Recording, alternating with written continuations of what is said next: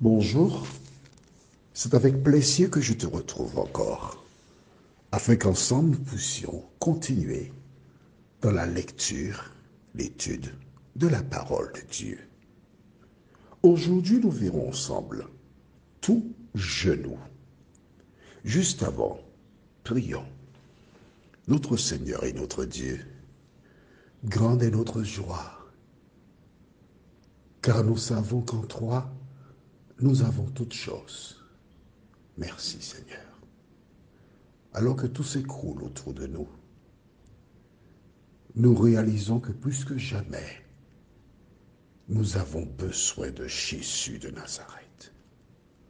Cet esprit, merci de nous enseigner, de nous conduire et que nous puissions jour après jour marcher dans tes voies. Au nom de Jésus, pour ta gloire éternelle. Amen.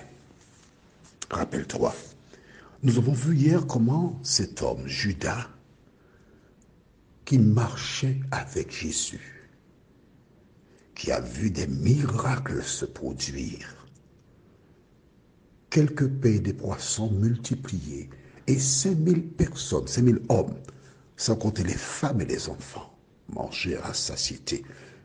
Tu penses bien que ces personnes, lorsque le plateau passait, elles profitaient pour récupérer de quoi manger pour le soir et le lendemain. Donc il y avait à profusion. Il avait vu Lazare sortir de la tombe après un passage de 4 jours dans cette dernière. Il avait vu des lépreux guéris, des aveugles retrouver la vue. Il avait vu la puissance de Dieu. Et quand j'y pense, je ne peux que penser à toi en même temps. Toi qui lis les Écritures, toi qui vois, entends, comprends, que fais-tu des Écritures? Les signes des temps, où tu as déjà certainement lu Matthieu 24. Tu as déjà entendu, tu as déjà vu. Mais que fais-tu de ce que tu lis? Est-ce que tu te comportes comme Judas, qui a entendu, qui a vu, mais qui est resté sur sa position? Il était près du salut.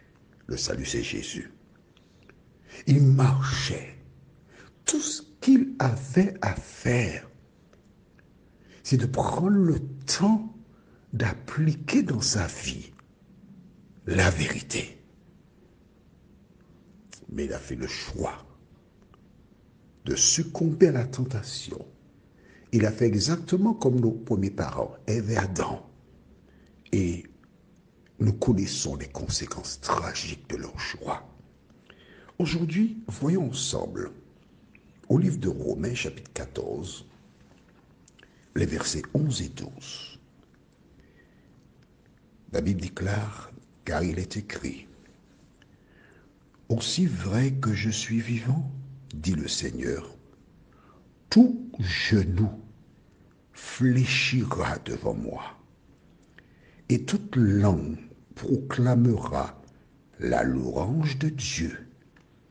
Ainsi, chacun de nous rendra compte à Dieu pour soi-même. » Il est écrit, hein? C'est pas nouveau. Quand Paul rappelle ces paroles, il s'adresse à toi personnellement. Tout genou fléchira devant moi. Lorsqu'il a pris conscience de son erreur, lorsqu'il a pris conscience qu'il a mal agi, les yeux de Judas s'ouvrirent, les yeux de cet homme,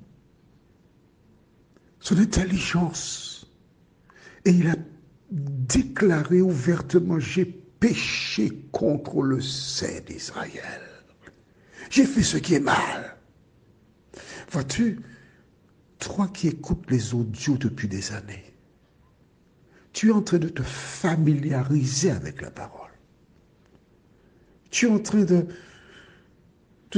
d'accepter, et ça devient tellement familier que tu ne portes pas attention à ce qui est important, l'obéissance de la parole de Dieu. Mais le jour vient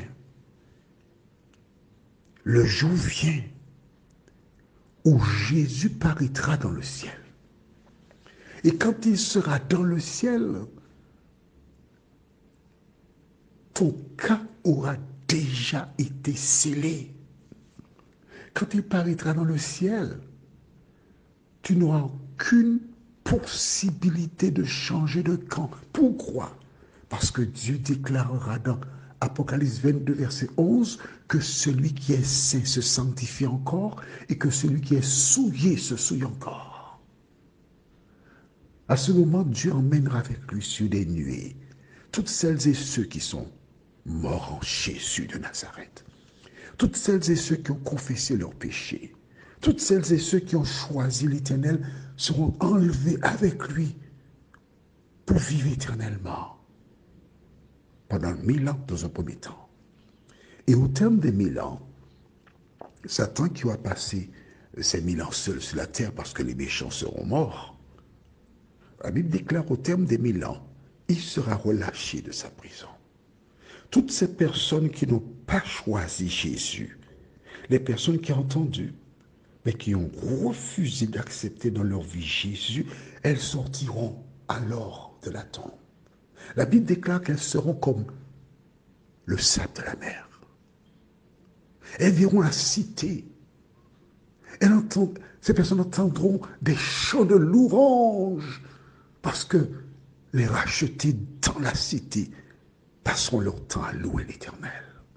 Napoléon Bonaparte, Charlemagne, Adolf Hitler et d'autres grands conquérants à la solde du diable seront là avec des milliers de personnes. Et à ce moment, Satan dira, attaquons, nous pouvons prendre la cité et être vainqueurs. À ce moment, Dieu montrera à chaque personne pourquoi elle est perdue. Chacun reconnaîtra que Dieu a été juste. Et c'est à ce moment que tout genou fléchira. Toutes les personnes se prosterneront pour dire, oui Seigneur, tu as été juste dans ton jugement. Mais le diable dira, hé, levez-vous, allons, attaquons la cité, et nous pourrons la prendre. Et tandis que ces personnes mettront en place des stratégies pour attaquer la cité de l'Éternel, l'Éternel des armées fera descendre un feu du ciel. Oui, mon ami, n'écoute pas les personnes qui te racontent des balivernes. Va lire ta Bible dans le livre d'Apocalypse chapitre 20. Écris ça dans ton cahier. Apocalypse chapitre 20. Apocalypse chapitre 20. À partir du verset 1 jusqu'au verset 9. Et pour bien comprendre, tu vas inclure Apocalypse chapitre 21, verset 2. Au terme des 1000 ans, dans Apocalypse 21, verset 2, la Bible déclare, je vis descendre du ciel la cité. Donc au terme des 1000 ans, la cité descendra du ciel, elle se posera sur terre, en même temps les méchants ressuscitent, Satan leur dit, allons attaquer la cité. Mais l'Éternel des armées veille sur la cité. La question que j'ai pour toi est la suivante. Où seras-tu? Hors de la cité ou dans la cité? Est-ce que tu veux vivre la même expérience que Judas? La balle est dans ton camp. Prions. Notre Seigneur et notre Dieu, merci pour la parole. Merci pour l'assurance qu'un jour nos yeux verront Jésus. Merci pour la certitude que les hommes feront comme Judas. Tout genou fléchira devant toi.